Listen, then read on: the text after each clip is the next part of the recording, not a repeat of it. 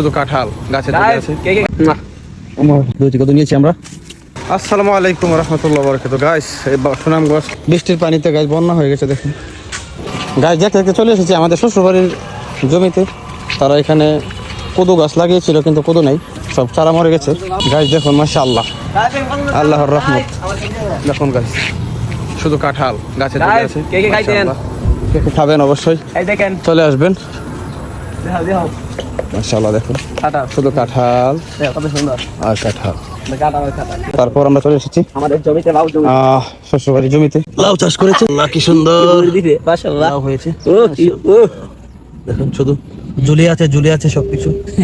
মাশাআল্লাহ লাউ কিনবেন অবশ্যই আমাদের কাছে করবেন। হলো আমাদের কৃষক, কিভাবে লাউ কাটতে হয় দেখবেন এখন ওমর মিয়া আমাদের আমাকে দেখান। লাউ কাটতেছে। দেখেন দেখেন এটা আমাদের এই লাউটা আজকে আমরা বাড়িতে নেব দেখবেন কি খাওয়ার জন্য।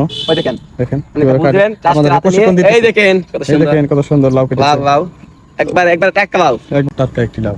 আরেকটি লাউ কেটে নিচ্ছে গাইস। হাই গাইস এই দেখেন আরেকটি লাউ। আমরা গাছ এখন লাউ কেটে নিয়ে বাড়িতে যাবো। আজকে লাউ দিয়ে ভাত খাবো আলহামদুলিল্লাহ, সবাই মিলে মিশে একসাথে। দুইটি কত নিয়েছি আমরা। আসেন আসেন